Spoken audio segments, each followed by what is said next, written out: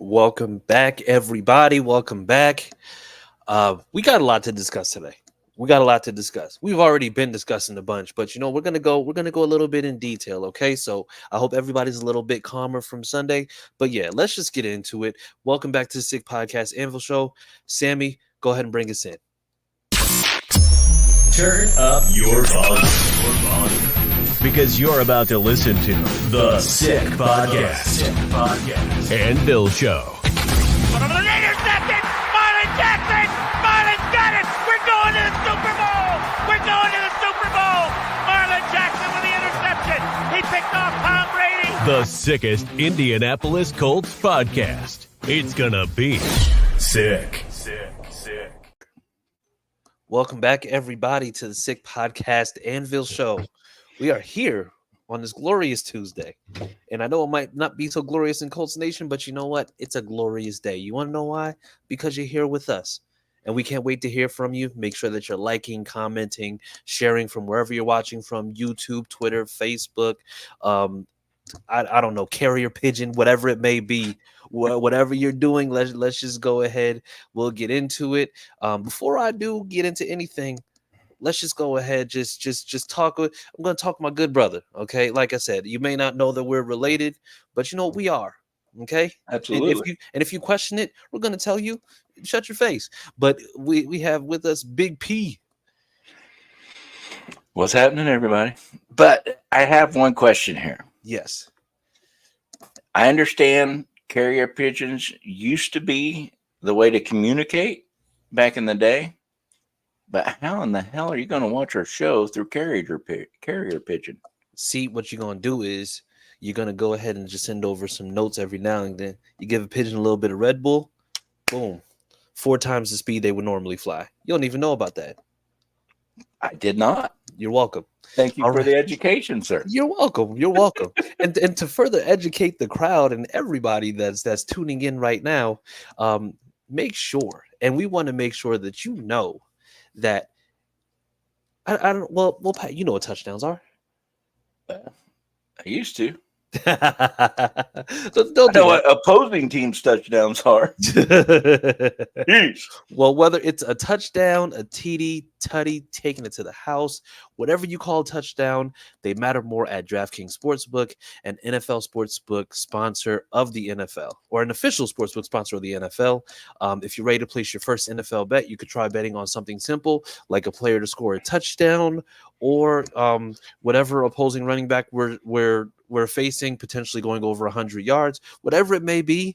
If you're ready to do a touchdown dance of your own, make sure that you score big with DraftKings Sportsbook, the number one place to bet touchdowns. Download the DraftKings Sportsbook app and use code SICKSPORTS. That's SICKSPORTS, all one word, all capital. That's code SICKSPORTS for new customers to get $250 in bonus bets when you bet just $5, and you get 1 month of NFL Plus Premium actually that will be on DraftKings. All right, so make sure that if you go and do that, you'll be able to get all the exclusive content. I believe you'll also be able to watch the all 22 on there as well. So make sure that you get that only on DraftKings. The crown is yours.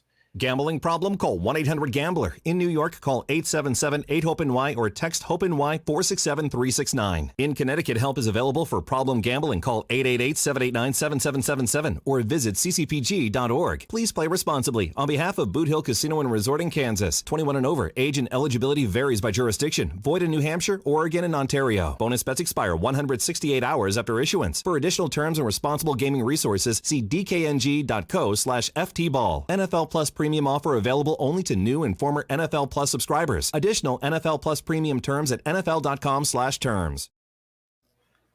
All right, thank you There for you that. go. And I'll listen. I don't know where you want to start today, Pat, because we got a lot to cover. Well, let's start with Michael's comment. Let's start right there, because if you ask me, that's the most famous place to start, because I think everybody felt this way. Michael says, I felt like Sanford or Son last week. I could feel the big one coming. I was going to go meet Elizabeth. Listen, Well, Michael, you aren't lying on that one, man. it's tough because we saw what we went through week 1, and we're like, oh man, they don't have Jordan Love, so that means that we know that they're gonna run. We know what's gonna happen. So Absolutely. so then what are we gonna do? And it's just like, and I think we talked about it last week. We're just like, yeah, We covered it last week. like you're gonna stop the run. Like you got to stop the run and make Malik Willis throw it. Got to. And But guess what? They didn't. they did it. They did it, and we got gashed much in the same fashion that we got gashed in week 1. Only difference was instead of Malik Willis throwing 32 passes like CJ Stroud did, Malik Willis threw 14. And they gave the ball to Josh Jacobs 30 times. And let me ask you this, Pat. Is this like going against the grain, or is this at this point just negligence? Negligence. 100% negligence. Look, you cannot tell me that defensive coordinator isn't smarter than we are. Isn't smarter than the rest of Colts Nation. Because he is. That's why he has that job. Yes. And we all knew they were going to run it down our throat, especially right after what Houston did to us. Yes. Especially because their premier quarterback was out. Yes. There's only so much things they can do. Exactly. We know this. We know this on our side. So there's no doubt in my mind they knew it on their side. And yet, we're not aggressive. We're not running to the ball. Our linebackers are standing still. They create massive holes and run all over us. Yeah. We knew this was coming, and you did nothing to prevent it. Yeah. So, yeah. Now, don't take me wrong. I'm not going to put 100% on Gus, but I'm putting probably close to 85% blame on Gus. Okay. And the other 15% is going to go on the players. Because regardless, if you're running the schemes that you're told to run, you still have to get off your block. You still have to run to the ball. You still have to collapse the pocket. Yeah. You have to do those things as a player. Bare minimum. And we just weren't doing it. Yeah. Yeah. It's like the thing is, it's tough to see it in real time because it's the same thing that you said. I mean, I'm going to put this. I think I'm more comfortable putting it 80-20 because yes, it's on Gus Bradley, and you know that Malik Willis, with his inexperience starting, is somebody who, if you put enough pressure on him, it's going to be tough. Yep. And you know that you got to, like, if you stop the run, he's going to have to pass. But you don't do that. Like there weren't enough stack boxes in there from what I saw at all. But then even in see any.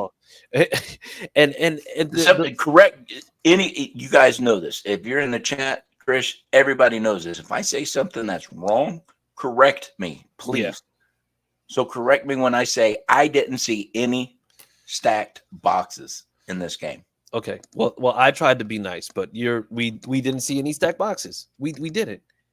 And that not only was the most troubling thing, but even when we had opportunities, like first off, everything that they're doing was basically just going inside. Like I think there was one of the plays that they kind of highlighted was the play where they had Zaire come down and he basically came through one of the gaps. And Josh Jacobs bounced to the outside, and he basically was barely able to get a hand on him. And I mean, honestly, he's supposed to be one of the leaders on the defense, and we're like, for him to have 10 total tackles and only have 5 solo, it's very discouraging because of the fact that we see that this team is underperforming on defense, but to the point. You put so much more pressure on Anthony Richardson when the defense doesn't deliver the way that they're supposed to. Yep. Because you have these teams, and this, mind you, this is 2 teams in a row that have been able to milk the clock down. The stat for how many, or for our opponent's time of possession to ours, is ridiculous. Houston had it 40-20. Green Bay had it 40 minutes and 11 seconds to our, or I think it was, we had 39 or 19 minutes and 11 seconds this past game to their 40 minutes and 49 seconds. Might as well say 40 and 40 again. Yeah, it's 40 and yeah. So it's basically 40 and 20. And the fact, yeah, I'm sorry, go ahead. no, I'm going to say the fact that it got worse this time with, and I mean, I'm not going to say because it's NFL, but with a quarterback who doesn't have that experience, that just makes it that much more intolerable. Yeah. Because you know that they had the opportunity to get these stops and do what they did and make sure that they don't repeat the same mistakes they did last week. And it was even worse this time around. I agree. So, and then let me just ask this. Do you believe that the defense giving up the way that they did impacted the way that Anthony Richardson and the offense had to play? Absolutely. Absolutely. It will 100% of the time. When the defense is playing poor, the offense feels the pressure to make up ground for what the defense is lacking. When the offense is lacking, defense feels the pressure to pick up the slack of the offense. Yep. It's going to be 100% every time. You know, and that's what I've always commended Ballard about with the teams that he's built, is the balance. But we're not playing with balance. Our coaches aren't coaching with balance. Our players aren't playing with balance. Everything is out of whack right now. It wasn't going to take to get it straightened out. I need somebody a lot smarter than me to tell me. I think, one, if Gus doesn't learn how to change his scheme to the game that's in front of him, he's got to go. If Gus doesn't learn that Ballard built his defense with strength and speed, and if you don't start utilizing that, he's got to go. Okay. I mean, bottom line. Let me catch up on a couple people here. Okay, all good. Teresa, Kevin, Stacy, Daniel, how you guys doing? What's up, everybody? I think I caught up. We will get to questions, you guys, towards the end of the show. So if you got them, throw them in there, and Sammy will go back and find them for us, and we'll put them up. But yeah.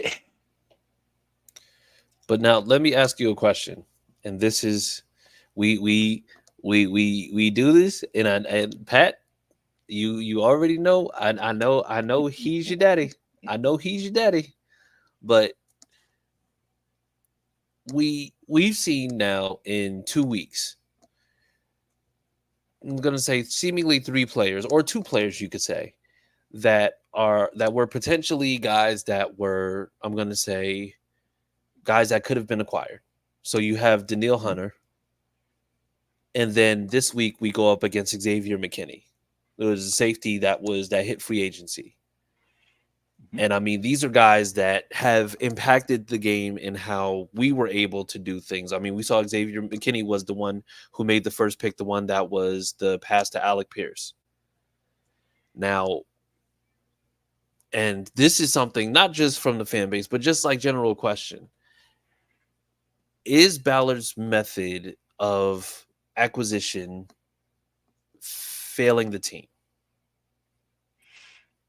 Can I ask a question before I answer a question? Yes. Okay. We're not talking about DBs and safeties right now. We're talking about the front 7. Oh yeah, no, I'm talking about both. I'm talking about both because I made the reference to Daniil Hunter as well. Okay, yeah, but he tried to get him. He chose to go another place. The problem with free agency is when they hit it, the players have more choices. So that can't really throw him in there because they They actually offered him more money than Houston did, but he wanted to go home. Is what the report I read. Okay. So that part there isn't in the equation. But to answer your question with my question, it's not the DBs and safeties we're talking about. Yeah. And that all season, that's we were screaming. That's where we need the help. That's where we need some free agency. But that's not the issue that we're facing right now. Now, will that become an issue later on when we see somebody like Josh Downs, or not Josh Downs, Josh Allen, from Buffalo? Yeah. When we see these other high profile quarterbacks, that's where we see it. But right now we're not seeing it there. So to answer your question, no, his method is not hurting this team. To me, this is a coach, player not being on the same page. They see in practice, they run their schemes. Oh, well, we believe that the opposing team's going to do this, so we're going to come in like this. Yeah. Now I don't have no inside information or anything like that. But I know how these players play. Yeah. And they're not even playing like themselves. They're not. They're really from not. last year. So when I see the players not playing like we know how they can play, that tells me that there is an internal conflict between player and coordinator. Yeah. And somebody's going to give. I don't think the players are giving. Because they pretty much control what goes on that field, and the coaches take the heat for what goes on that on that field. Now we can say EJ missed this tackle, Zaire, over pursued on this play, things like that. We can talk about that, but it's the coaching that gets the heat. So maybe it's call it a conspiracy theory, because I've got no evidence to back this theory up. But in my dark, twisted mind, that's what I see going on. The defensive players and the defensive coaches, they're butting heads for some reason, and they're not on the same page, because we know these guys play better than what they are, and they're not. Yeah. So something's got to be going on. I mean, it's weird, because even a lot of the post-game interviews, like, the players were super candid. I think the only person who came out and said anything that was, I'm going to say, noteworthy was, they're just like, they asked Jonathan Taylor, it's just like, how do you turn this around? And he just like, practice. Like, you got to get to it in practice. Like, you got to make sure that you're going, balls to the wall, doing what you need to do, really just trying to make sure that you're getting in on every rep, doing what you need to do. And so, it's tough. It's tough to hear it, because, I mean, you hear guys that are just like kind of taking accountability. I know Michael Pittman's comments, everybody was just kind of looking like, what's going on here? And I think Michael Pittman was the guy that, people like the fans have been looking at for the last 2 weeks. Like, is he really going out there and giving it everything that he has? Because it seems like there's times in games where it's just like, he's just kind of like, he just fades away. Emotions. Yeah. And I think that was even more so in this game, more so than it was in the Houston game. And I mean, Alec Pierce has stepped up in a big way, and he was somebody that we were talking about, hey, this is going to be a make or break year. And I mean, I think right now he's like, I want to say 5th in receiving. Sounds right. Like, it's crazy that, like I said, we're getting everything that we thought would be true about this team is now looking completely different. And it's early. We're 2 weeks into the season, and honestly, it's just like the first 4 weeks of the season to me are just like everybody just kind of getting their bearings. But it's just like, this looks rough right now. Like, this looks extremely rough, and it's like, how do you right the ship? Do Do you right the ship with the players? Do you right the ship with the coaches? Like, what really is the answer now? Because I mean, like I said, if it's a Gus Bradley issue, then what do you do about that? Because that means that you got another 15 games that you have to deal with Gus Bradley if you don't particularly trust what's going on right now. Coach has been fired before the season ends before. Oh yeah, absolutely. So figure it out, make your decision. Yeah. But you got to do it quick. And nobody that I've spoken to before season started expect the Colts to win the Super Bowl. Oh no, absolutely not. Now I had the expectations of them winning the division, making the playoffs, and hopefully they got everything together, to make a good run in the playoffs, a good competitive run. And right now I'm looking at the number 1 draft pick. The way they're playing, the way they're coaching. Yeah. So it's from all season to after these first 2 games, everything has changed. And I don't know what it is. I don't either. So to sit here and say, oh, well, if Gus does this and if the players do that, hey, maybe, I don't know, because we just don't know what's going on behind the scenes. Yeah. And that's why my dark, demented mind went that way, that there's a conflict between defensive players and the coaches. So I don't know, man. I mean, it could be a number of things, though. I know our coaches aren't coaching to their ability. I know our players aren't playing to their abilities. Why? That part I don't know. Yeah. And then my other question is like, because we had Nate Ollie last year and everything was looking fine. And we brought in Charlie Partridge. Now, the thing is, for me, I didn't think that Nate Ollie deserved to get fired after last season. Because I'm just like, the D-line did what they could. But it looks like the D-line took a step back. Yep. And, I mean... took a serious step back. Yeah.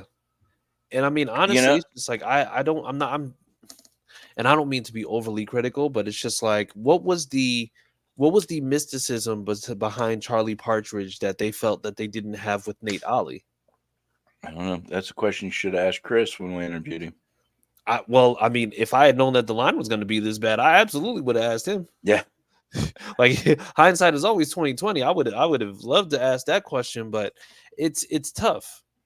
And now, like we saw this past Sunday what it can be like if you get after Caleb Williams, right? Yep. And we saw like this man was how many sacks did he have? I don't know. It was like 8 or 9 or so. It was insane. It looked like 15. I mean, by the end of the game, he looked like he had been running for his life. Like, I don't know if anybody's ever seen like, the Justice League where they put this device on the Flash where it's like a pulse monitor, and he had to keep running continuously in order to make sure that the monitor didn't stop. Otherwise, he would explode. That's what it seemed like Caleb had to do, because I don't know whether his O-line hates him or whether he just likes doing cardio, but he literally was just out there running for his life the whole entire game. Like he had pieces of the turf, of the little black stuff in the turf, embedded in his hand from either going to the ground or having to frequently hold himself up when the blitz pressure was getting there almost every single down. Yeah. I got to address something real quick. What's up? Everybody's seen me taking my oil. Yes. Because I forgot to take it this morning. No, Daniel, it's not B12. No, it's not NyQuil, Michael. It's actually CBD oil. I own a shop. It's called Chronic Innovations. You can find everything we got at chronicinnovations.com. We make our own gummies, chocolate bars, oils, lotions. You name it, we make a lot of our own stuff. So this oil has been able to help me get off all my pain medicine. There you go. So if you guys need CBD, hit me up. I'll hook you up. Yeah. And Ooh, that's a good shirt. That's a good t-shirt. Hit me up. I'll hook you up. Listen, trademark it now. Trademark There it. you go. I'm saying just right now, book it. Stacy, you heard it. Write it down for me. Get that going for me. So Yeah, now, I'll tell you, Chris. I don't like what I'm seeing right now. In the off season, I was a big component of what we did in the off, or what Chris Ballard did in the off season. And I believe me and you spoke about this on this show about the AFC South. They really stacked receivers. They did this, they did that. How do you combat that? yeah, Do you stack receivers yourself, or do you go to the other side to interrupt that stacking? And that's what Chris did. Bringing back Grove. You got DeForest. You got Quiddy. You got Deo. At a time way, you bring in old guy from Miami, Raekwon Davis. Yeah. So the way he was going to combat what the other AFC South teams did is he's going to stack that line and just bring the pressure, disrupt the timing, disrupt the passing plays, And I thought that was brilliant. I absolutely thought that was brilliant. But it is not working. And I am quite upset because I said more than once that ain't nobody going to be able to run on us. Yeah. And they're running all freaking over us. Yeah. And it is heartbreaking. It absolutely heartbreaking. It's tough. And it's like when I get into those moments, and mind you, I've generally been very, very, I'm gonna say, patient with Chris Ballard in terms of just like some of the moves that he make or didn't make. I mean, for me personally, I wasn't a big fan of not re-signing Bobby O. Is that my best friend? That is. Is that my best friend? It is. Hey, you. You want to say hi? Hi. What's Hi. up? How are you? Say How are good. you? I miss you. Okay. Say go Colts. There we go. That's Scream what I like it. to Say hear. go Colts. Go Colts. I do. Oh, bless you. Okay, go back out there to mommy, okay? Yeah. Hi. Okay. Yeah, well, we might have a guest tonight. Well, we have a guest. All right, that's cool. That's listen. Best guest that we've had, and I've been a guest on here before, so that, I can say that. So Don't mess with the mic. but I do. Bless you. bless you. But like the thing is, I've always been very patient when it came to Ballard. But the problem is that it's really tough to be patient now because I don't want to just look at the other teams in the division and just say everybody else got better. But the thing is, we've been able to be competitive with the team that we've had previously, but it's hard to sit there and say that we didn't need to address some things. Now, if he believes in what we had in the cornerback, in the cornerbacks or in the secondary, then that's fine. But the thing is, even getting somebody like getting a veteran or getting, somebody who was out there addressing safety, addressing corner, I think that helps to kind of alleviate those things. And I mean, there's no way that you're going to tell that, Juju was going to get hurt. There's no way to know whether or not he was going to get hurt. But the thing is, we know that generally, I think we went down to CB5, CB6 last season because of injuries. So not addressing that by going out and getting a veteran, I think that put us in a tough spot. But then you fast forward to, what it was. We had Dallas Flowers and Darrell Baker Jr. make the roster, only for Darrell Baker Jr. to be cut. I think he was cut either the same day or cut the next day, leaving us once again thin at corner. And then Juju gets hurt, and then he's out for December. So now we have Kenny, we have Jalen, and whoever is going to fill in up to that spot. And I think that was a miss to not address that earlier or try to address that at all with something possibly from free agency or something along those lines.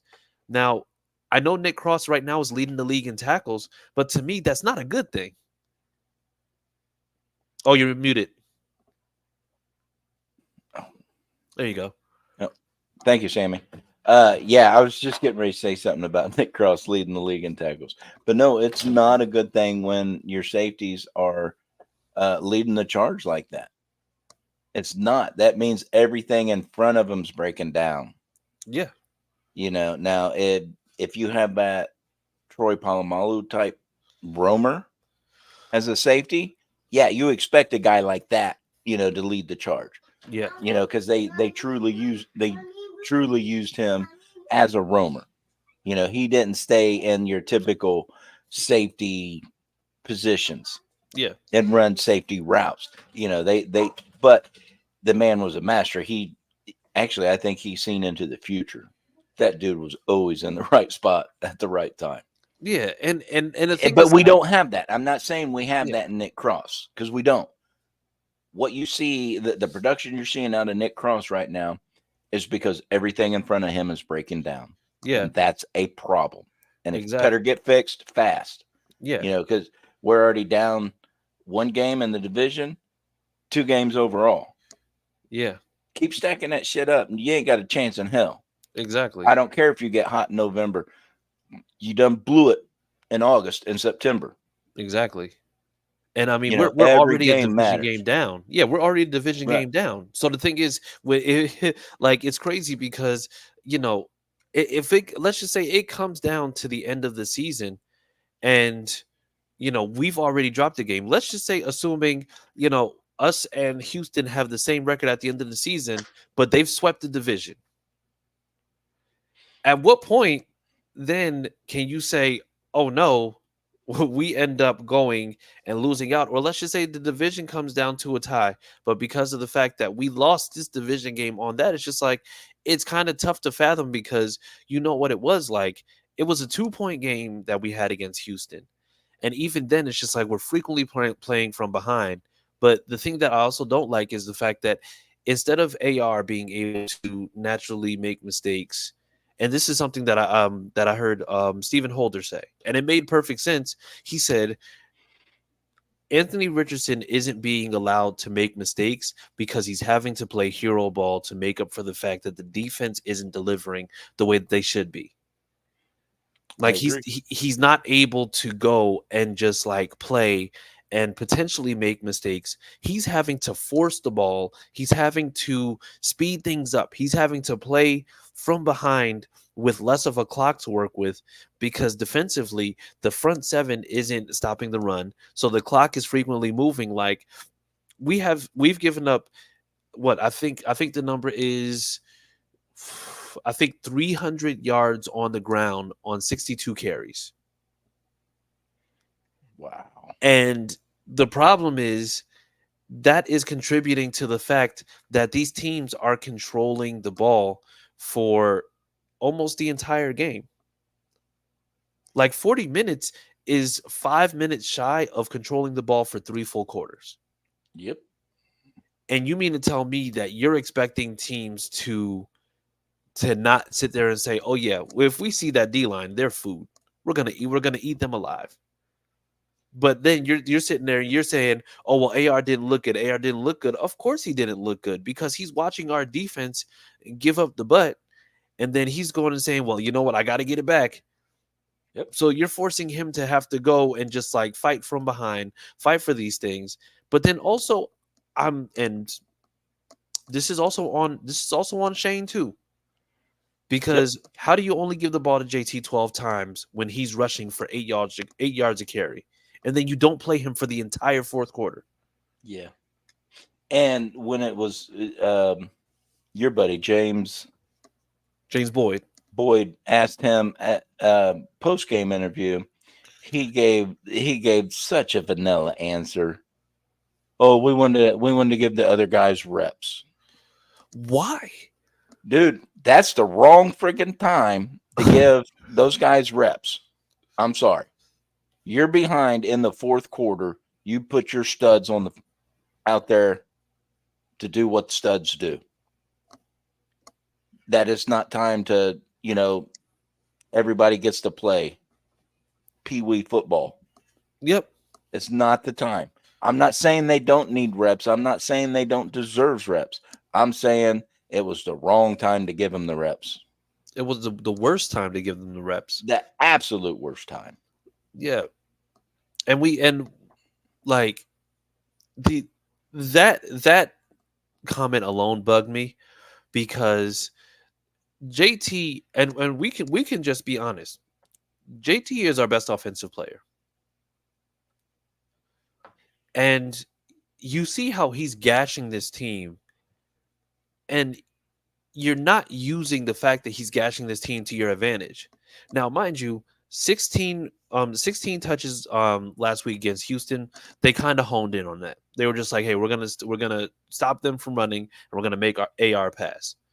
But this week, there's no excuse. JT has 28 rushes on the season. We've given up 5+ yards on 30 plus carries in 2 games straight. So if we're talking about how to control or how much or how to make sure that you're doing what you need to in a game, why are we not making sure that we're following the model? Because remember, before the season, we thought that AR and JT together was going to be an RPO dynamo. Yeah, nightmare for any defensive coordinator. Exactly. And I'm sorry, if we have any statisticians in the chat, find me a stat on how many RPOs we've actually ran these both games. Barely. And I guarantee that the number is going to friggin' floor you. I guarantee it. We've had it's looked more like play action than it has an RPO. Because I like it. It's basically just looked like, yeah, you're faking the handoff and then you're just automatically throwing it. But there's no reason, like 12 rushes for 103 yards. Even if they slow that down, if you run him another 12 times, even if they only cut into half of that possession, or even if they only cut into half of that number, then you're looking at 24 carries for 153 yards.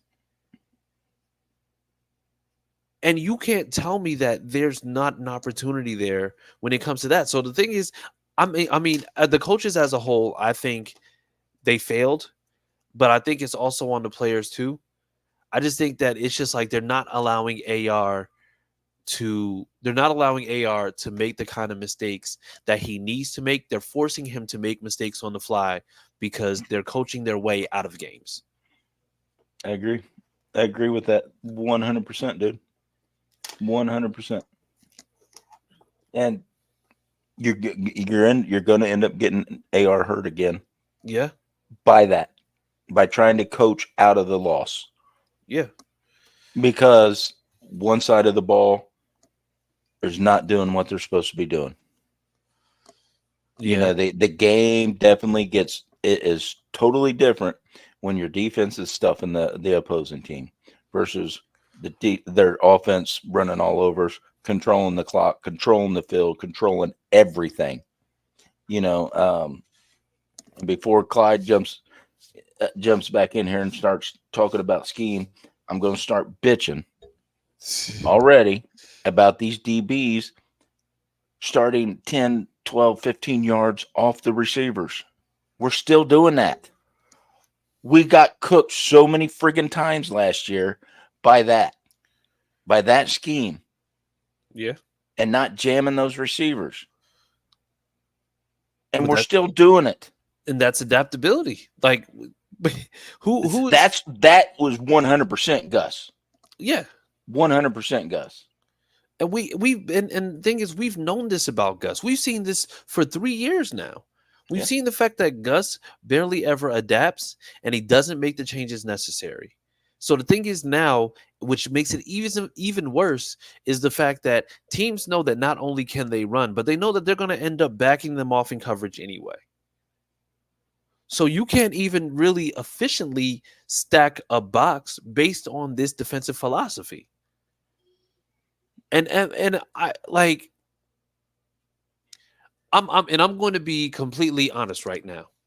And I know that you're Pat. I don't know that you watch NFL outside of the Colts games.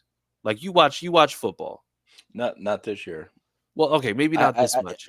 After the Colts game, I watched Bluey, and you Okay, guys know fair why. enough. Fair enough. Fair enough. Not by your own personal Not choice. by choice, no. But the thing is, like, let's look at a defense like Minnesota's, for example.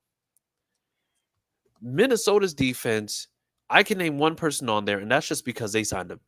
Stephon Gilmore. That defense this year has managed to give San Francisco, of all teams, absolute hell. And the thing is, they're doing it with guys that you don't recognize and that you don't know right now. But it's because of the fact that, I like I said, you mentioned scheme with Clyde. We gonna have to talk about scheme. The scheme sucks.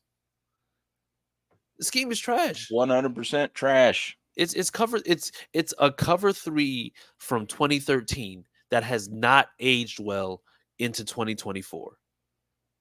Yep. Which I read a tweet or whatever you call it earlier. I don't remember who sent it out, but they were talking about how the old football heads are still in the game and they're struggling. And that's Gus Bradley. Yes, very That is much so. we've got a young coach in Shane.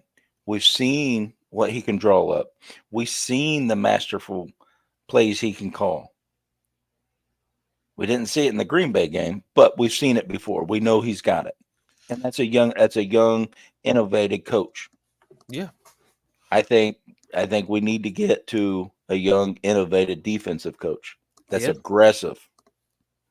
Yeah, absolutely. I'm sorry, I've never seen such a non-aggressive defense in my entire life than under Gus Bradley. Yeah. It's like he believes he's coaching the Legion of Boom again, and those Legion of Boom players aren't here. No. Like, you can't just plug in any 6'2", 6'3" guy at corner and think that they're just going to do it, because that's not what it is. Like, this game has to change. This game has had to change because of what it's become now. Yep. The game now is just like, it's a faster game. It's a game where it's just like you can make that contact within those first 5 yards, but after that, you better not touch that wide receiver. You can just make a play on the ball and then that's it. But I mean, we gotta start being very, very honest about the state of this team and the fact that Gus Bradley is doing more harm than good. I agree. And his refusal to change continues to cause us issues, knowing that we have who we have. I mean, we got DeForest Buckner in the middle, and yet we're not utilizing any type of blitzes, any type of rushes. You got guys that you could potentially go with and try on the outside, but you're not doing anything with them. So, I mean, they're basically there. You're basically telling them just wait for the guys to get to you, and if they don't, then you live to see another play. Pretty much. And sad. Like I said, and the thing is, it stinks because of the fact that and like I said, it's very early. We're not even like we're only halfway through the first quarter of the season. And so, but the thing is, if you don't get this under control, then you end up running into the fact that we're going to be going into year 3 of AR next year, and the team still doesn't have an identity.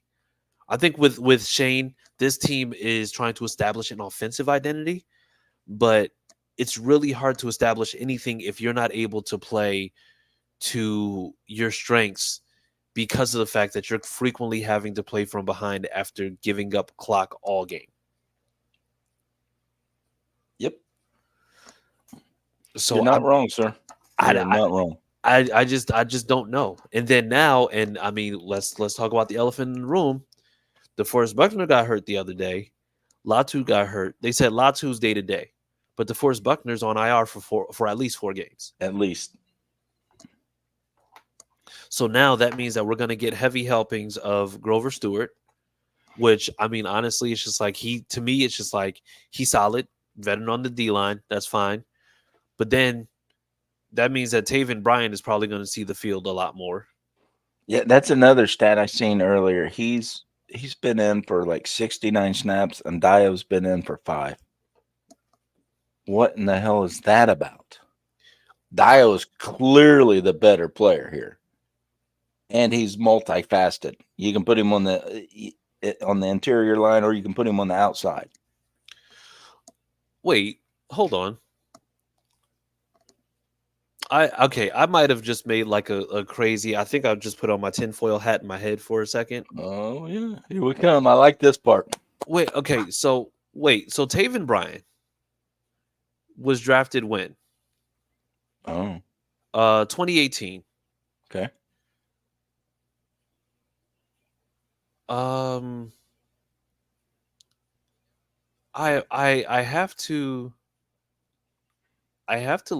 look up certain things because I just need to make sure that I'm just like, if I say something, I want to at least be somewhat okay. All right, cool. Because I was just sitting here thinking, the only way that you believe that Taven Bryan is any good and that he deserves 69 snaps on defense is if you actually drafted him. And then I remember that Gus Bradley was the coach of the Jags, but Taven Bryan was drafted 2 years after Gus Bradley was there. So You okay. thought he came onto the Jags? I thought that he was just like, hey, you need to come over here because I was about to be like, get him out of here right now. Like, but the fact that like Taven Bryan, I don't see it. Like we know that he's a first. He was a bust. He was a first round bust, and somehow he's managed to stay on the roster for the last 2 seasons. Which I mean, still to this day, it doesn't make sense because he was a first rounder that was supposed to do that, and then nothing indicated that he'd done anything to not just live up to the first round billing, but to live up to being able to make a 53-man roster. But then we're not even using the guys that we have, like, you know, in Ballard's words, it's just like we like who we have, but we're not using them. You're not using Dio. I mean, I know that Tyquan Lewis has come in, you know, I'm going to say more frequently, but we had. But he's solid. You can count on him. When he's in there, you can count on him. No, and I don't have a knock on that. My knock is absolutely just with Tyquan Lewis. Yeah. I mean, not Tyquan Lewis, with Taven Bryan.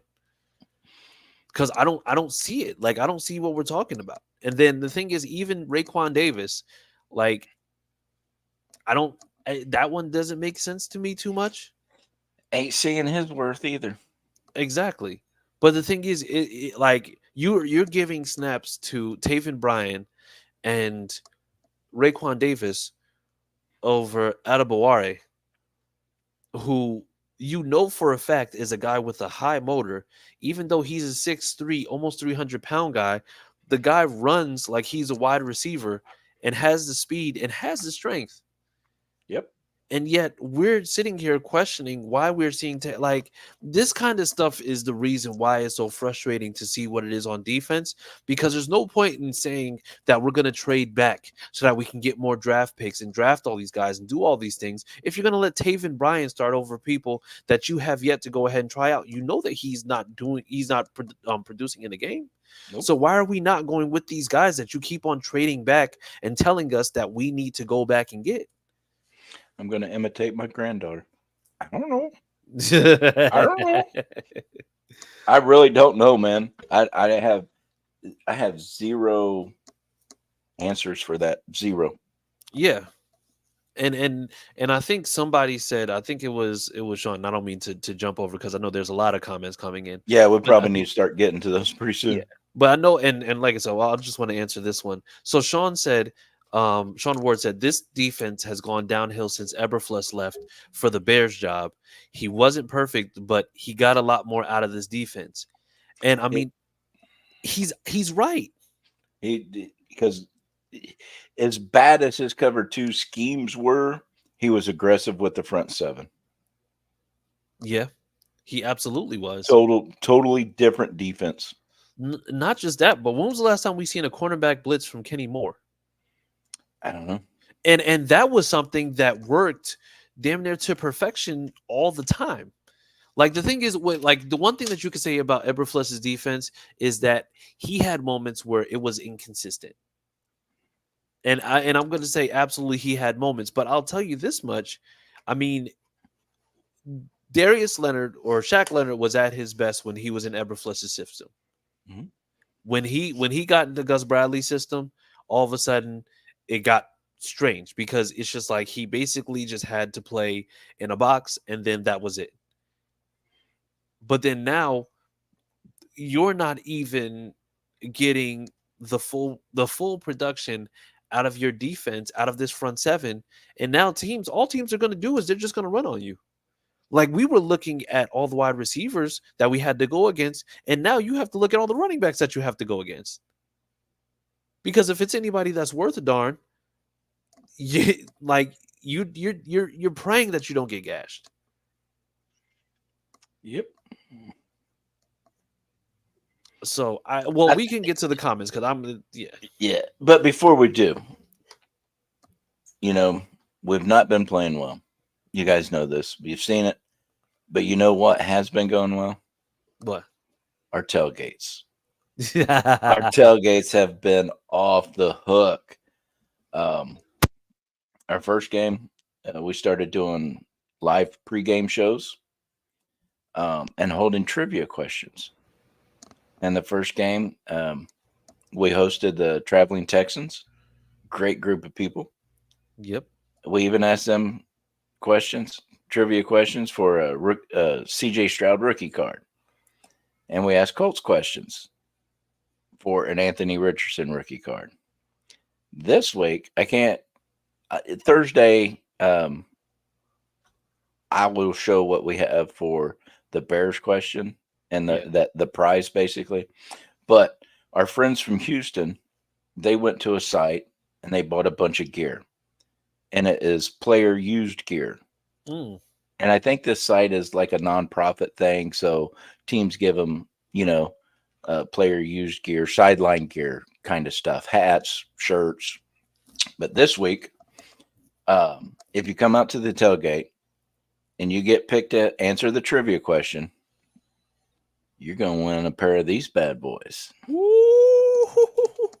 Now, it doesn't say which player wore them or anything like that, but it is Colts gear from the Colts sideline, and we'll be giving away a pair of these gloves. So get your ass to the tailgate. We're in the Blue Crew parking lot, just north of the stadium in Touchdown Town. You can't miss us. Come see us. Come have your shot with us. Eat some awesome food. Meet some awesome people. And get in line to try to win the gloves, baby. No, that's awesome. And it's not just one; it's both of them. Oh, it's both of them. It is both of them. I got the other one somewhere around here, but That's my fat ass can't reach over to it. Don't worry, Pat. Don't overextend yourself. No, that's awesome. I love those gloves. I remember when those first came out. I love those. Those are awesome. I just wish they fit me better. I mean, look, that's where the tips of my fingers are. I could probably these get guys my are hand in monsters, those. man. Yeah, I could probably get my hand in those. I think okay. But anyways, make sure you turn out for that tailgate because they're always partying, always got the food, drinks, everything that you need. So definitely make sure that you're showing up for that tailgate because that's amazing. And we're hosting a big Bears tailgate this Sunday. Gotcha. And the leader of this tailgate is going to be our guest Thursday. So come in, listen to what he sees out of his young quarterback. Get different perspectives. It's going to be a good time. Okay. All right, Sammy, let's pull up some questions right quick. Teresa says, what folks need to do is stop complaining. AR and Peyton and Luck, different league. I think we need to stop judging AR and give him some time. Get into his groove rhythm. We always start off slow. Hell, we don't really show up until the third quarter anyways. It's only week 3. We can still do it. All right. Absolutely. And Chris, you covered that question, fairly well. Nobody expects AR to be Peyton Manning or Andrew Luck right now. Yeah. They expect him to go through the rookie growing pains because he didn't have them last year. Yeah.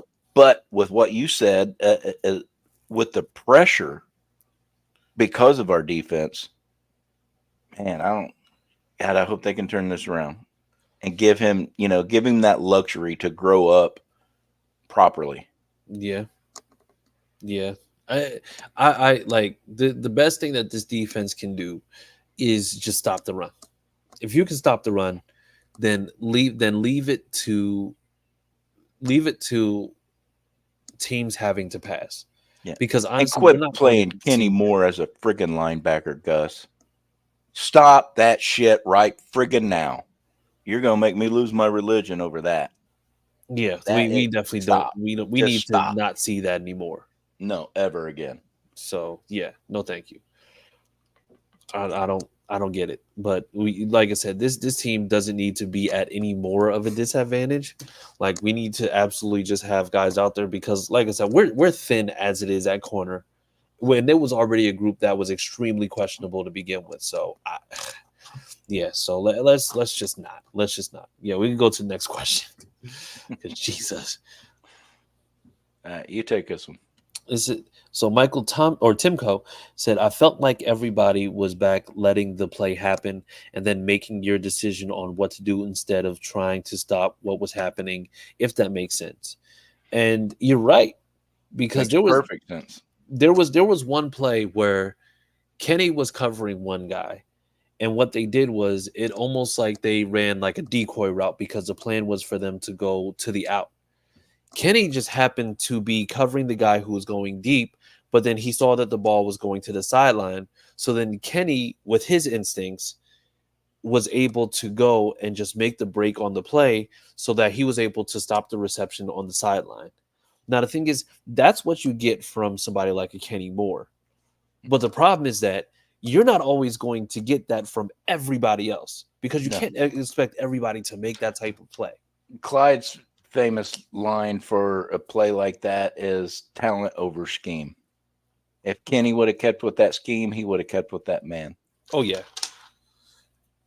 But Kenny's talent took over and he made the play. Clyde's real big on talking about talent over scheme, and that's what's carried this defense last couple of years with Gus. Yep. But they're not, I don't know. Something's going on, man. Yeah. And that was another big thing. Like I said, and that I think that was the one thing that I really wanted when I really talked about that secondary or just like getting more secondary was because we needed to be able to have that opportunity to have somebody else who can potentially make a play like that with Kenny. Yep. And I mean, like I said, and therefore it's just like, once again, it's just like you're not forcing Jalen Jones into a position where he's either going to fall flat on his face and let up, all these yards in a game, or just let him just go ahead and just play in that, or I'm going to say play maybe in a number 2 role, or maybe potentially even play a little slot also, just so that he can see exactly what those looks look like. But, it's just like saying, oh yeah, we're just going to play him in game and see what happens. It's just like, yeah, really? Like that's what we're gonna do? Okay. Okay. Yep. Well, yeah. All right, Sammy. Yeah. Moving on, Sammy. Michael, another one. My daughter's taking blue Indianapolis Colts mascot stuffed animal. I got her last year at the Steelers game. To her stuffed animal at school tomorrow, and my daughter says hello. Well, hello, young lady. What's up, baby Timco? Sammy, keep them coming. Zachary from New York. What's up, Anvil family? Let's say positive weather, the storms, hopefully the off season's rights, the ships, and the defense can get by. We have winnable games coming up. Have faith. Absolutely. Absolutely. And I have faith. I absolutely have faith in this team. Yeah. We have too much talent. Yeah. Anybody, you can cuss Chris Ballard out all you want. You can say he sucks. You can agree with Dan Dockett that Never. What was that guy, the GM before us? Oh, Gritson. You can be like Dan Dockett and say Gritson is a better GM. Go ahead. It's fine. But there's no mistaking. Chris finds the talent and he brings it here. Now it's up for the coaches to do what they got to do. Yeah. Yeah. So. The thing is, because I really do believe that this team can absolutely, contend with anybody. I just think it just really comes down to staying healthy and really just being able to execute. Now, I mean, I think it's just like the game versus Houston. Like, I get it. It's just like that was a battle. That was a battle. Not, It but the was. thing is, Green Bay is a wake up call because Yes, because we should have manhandled those guys. that defense looked Malik Willis in the face, knowing that he had to go out there and do what he needed to do, and yet Malik Willis had an 86% completion percentage from throwing just 14 passes while Josh Jacobs did what he did on the ground. Like, if I'm the defense, like, and, and I don't want to sound, crazy. I don't want to sound facetious, but I said yesterday, I said, I better not see no promotion for the trenches this week from Zaire Franklin, because if his ass isn't on the practice field nonstop, making sure that he's learning how to cover gaps and do what he needs to do, then I don't like it. It doesn't make any sense. Like, you now are absolutely the de facto leader, because DeForest Buckner is going to be out for the next 4 weeks. You're the de facto leader on this defense. You just got paid. You literally have to go and step up in a way which means that you have to make sure that people aren't looking at you like, is he really in it for this? Or, I mean, is this podcast taking more precedence? And I don't want to go that route, but also at the same time, Zaire's all but disappeared in the last 2 weeks. I mean, honestly, if he didn't get the forced fumble in the last game, we might have had him on a milk carton trying to see like where he was. That's rough. Yeah. Can't say you're wrong. Can't say you're wrong. What you got next, Sammy? Teresa, I watched the Bears and Texans last night, and the Texans need their asses shook. The F up. They were trying to hurt players. Ooh, not good. Yeah, I watched. I was able to watch the first quarter of that, and then the gummy kicked in, and I was out. All right, Sammy, keep them going. Go ahead, Chris. That I refuse to place blame solely on the defense, especially since we've lost by less than 2 over 2 games, or less by 10 over 2 games. And so the thing is, that's fine, but so the thing is, the reason why why I said earlier that this is on Shane and it's on Gus Bradley is because of the fact that when they say when you have the hot hand, you just keep feeding, because it's like that's the person who's doing what they need to do. That's what's going on. Now the thing is, first game, like I said, that was a battle. I think if not for one slip up from Kylan Granson, it's just like that game looks a little bit different. Oh, you want to hear? Okay. But the thing is, in this game, why do you take the ball away from Jonathan Taylor? He got less carries. Hi. Hey, how are you? Good. but like I was saying, I got you. If you take the ball out of Jonathan Taylor's hands, he had less carries on more yards versus Green Bay, and that's inexcusable. So, I mean, like I said, we can hold everybody accountable for this. We hold coaches, we hold players, hold the GM, hold everybody. But the thing is, this team doesn't want to look as bad as a team where that you have all this talent and you're not able to execute. So, I mean, we have to be completely honest. So, no, I'm not putting this solely on the defense, but defense is a major issue right now. Absolutely. Sammy, what's next? Yeah, trust me. Who asked that question? Oh, Daniel. He asked this Daniel. question. Yeah, it trust me. We're more mad at the defense right now, but we're not happy with the offense either. Yeah. That's why we're, venting on the defense. Exactly. And And then Mommy, also we Papa have, too. and then also from Daniel, what is one thing Mommy, Papa. offensive-minded head coach Shane Steichen can do to immediately impact the defensive struggles? Honestly, you run the ball. You got to run the ball because if you run the ball, that means that now you are then putting your. I'm going to say you're then making sure that you're taking back the time that you've lost. And if you have Jonathan Taylor, that means that now you'll be able to run the ball at a clip where you know for a fact you should be able to run more efficiently. So I think ultimately the defensive struggles, I like the only thing that you can do is just try to take back time possession. But when it comes down to it, the defense just really has to step up and they really have to just slow down the run. Even if they can't stop the run, just slow it down. Because I mean, Josh Jacobs had 100 yards, I think, by the end of the first quarter. So I mean, we knew exactly what it was going to be. But My answer to that would be tell Gus to start being fucking aggressive. Excuse Yep. my language. But yeah, tell Gus to start being aggressive. Hey, you've got some serious speed, strength, and talent on that front seven. You better start utilizing. You better start being aggressive. No more of this vanilla bull. exactly, exactly, and I mean, we, like I said, the things of the past are Hi. not translating to the future. Hi, hello, but it's not translating to the future.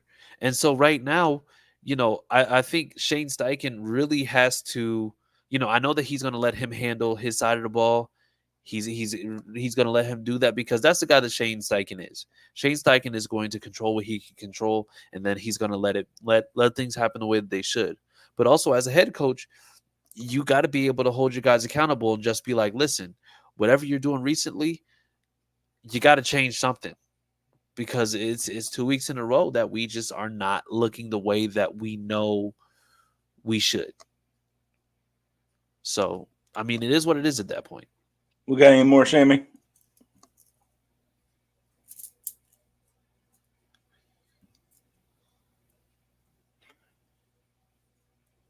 Sammy, any more? Any more questions?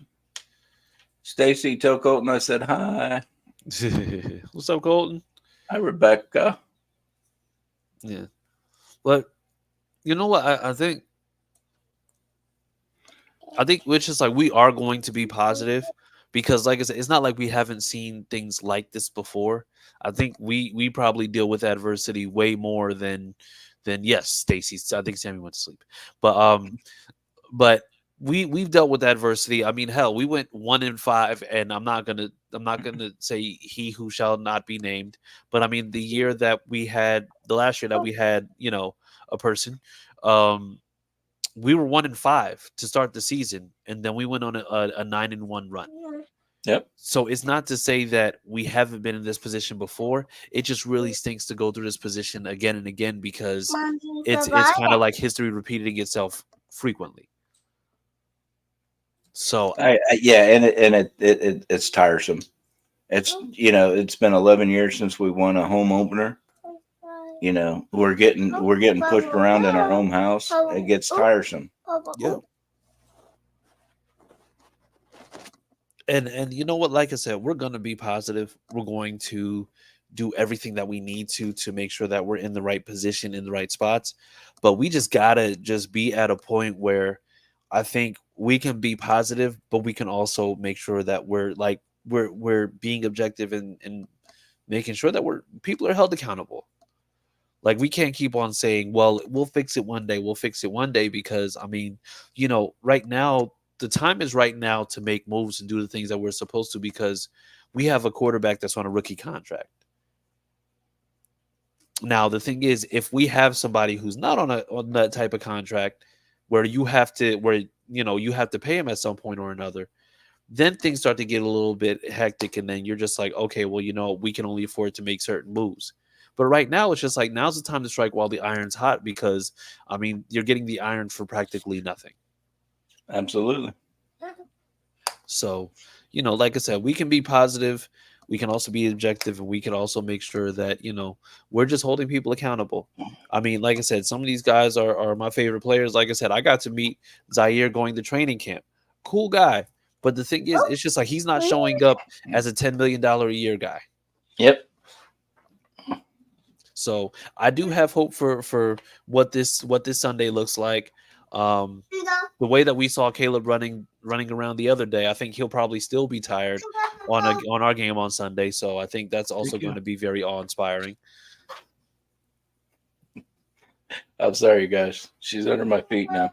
And then Zachary said we could be in Carolina's situation. Yeah, because we're far from that. Yeah, we just got to get everybody on the same page for whatever reason they're not on. Yeah, we absolutely will. But so Pat, what do you think this game against Chicago is going to look like? If we can't stop the ball, Swift is going to run all over us again. Yeah. Meanie. She took the star guest. It's like kidnapping, ain't it? Yeah, it really is. Don't discredit Caleb Williams because he hasn't put up monster numbers yet. The kid can throw. The kid's pretty accurate. His worst part of his game right now is his offensive line. If his offensive line is give him time, it's going to be a long day. It absolutely is, because everywhere else on that team, they're stacked. Yeah, it really is. Their defense is good. The receivers are star caliber. So don't give him time, or you're going to eat us up. Yeah, he's gonna kill us. So I mean, honestly, I grumpy think old man. I'm not no grumpy old man. Or were they talking about you, Chris? That gray is starting to show up a little bit. Whoa! Maybe it's from working with me. I don't know. Grace. I've been good. I've been pretty good with this. This is, oh my gosh, grumpy old men. Oh, Teresa, you're hurting my heart here. but I think honestly, I think we get back on track by making sure that we're stopping the run the way that we know that we can, but also like really just pounding the rock on the ground. Yep. Like get JT back going. Do what you know that you can with him. And I mean, honestly, it's just like get Quentin Nelson out there. Get Quentin Nelson out there doing those lead blocks, being the mauler that we know that he is, because that's who he is. Like as a lineman, he wants the contact. He wants to run people over. And I mean, honestly, it's just like he'll have the opportunity all day in this game if they allow him to. I agree. So, I mean, like I said, that's what I'm hoping for this game. But I think we're gonna get out of here because I think we've overstayed our welcome a little bit. But final thoughts. Keep the faith. Stay positive. Vent, get it off your chest, and then get back on the positive bus. Because believe it or not, these players hear you in the stands. The players hear you on Twitter. Mm-hmm. And when you're throwing negativity, that's what they receive. Yep. You throw positive, that's what they receive. I'd rather have my players in a positive state than a negative state. Yep. So us as fans, that's what we can do. That's what we can do to help turn this thing around. Stay positive. I'm not saying, not to be upset. I'm not saying not to, be screaming fire Gus, anything like that. But when we're at the game, we're screaming. Yeah. We're cheering our team on. And that's our job as fans. Cheer those guys on. Yeah. And you know what? Like I said, we can talk objectively right now because we know that I think the disappointment comes from the fact that we know what this team is capable of. Absolutely. And we they haven't even showed an ounce of what they're capable of. Exactly. Not, in my opinion, they haven't showed anything of what they're truly capable of. Maybe it's designed that way. Yeah. Maybe, they're trying to throw the rest of the defensive coordinators off. I don't know. Yep. So you know what? Stacey, you gonna fire Clyde? I was about to say fire Clyde. He ain't even been on. You gonna What fire did he Clyde do to you? Fire Clyde on his day off? I know. This is Friday. He's overseas protecting the Constitution, and you're gonna fire him? Yeah. Talk about grumpy. I was about to say, it's just like, whoa, Stacey, hey. Omaha. But yeah, but like I said, we're a passionate fan base. We're a realistic fan base. We are a fan base that has been through the wire. We've seen Super Bowls. We've also seen 2-14 seasons. So I mean, if we're being honest, it's just like we've seen everything. So I mean, honestly, the best thing that we can do right now is just have faith in the fact that they will right the ship. But like I said, we can make sure that we do our part by making sure that we're still supporting our guys and doing what we need to do and just letting them know that, we still got your back. You can do better, but we still got your back. Absolutely. So with that being said, we appreciate you guys tuning in. Big P, tell the people where they can find you on social media. You can find me on Twitter or X at Big P Colts. And then on Facebook, you can just find us at Sick Podcast Anvil Show. Mm-hmm. I don't really do Instagram or any others. No, that's fine. That's fine. Yeah, we don't do Instagram either. I'm not even on Facebook hardly anymore. Yeah, I just post up there. Sammy and Clyde kicked me off of Facebook. My grammar. Ah, gotcha. Okay. They said they don't have. There's not enough time in the day to fix all my grammar. Ah, so they kicked me off. It's okay. We know that what you lack in grammar, you make up for in effort. So absolutely. That's fine. and beauty. That too. You can find me on Twitter at CJ Colts fan. You can also find me on Facebook, Chris Boldspeedman Jackson. If you want to ask me about it, then you find me on Facebook. Otherwise, don't ask me about it. So So then, other than that, people, we will see you next week. Sammy, take us out. Unless you. And that's a wrap. Hope you don't miss us too much until next time. Follow the Sick Podcast Anvil Show on YouTube, Instagram, Facebook, Google Play, and Apple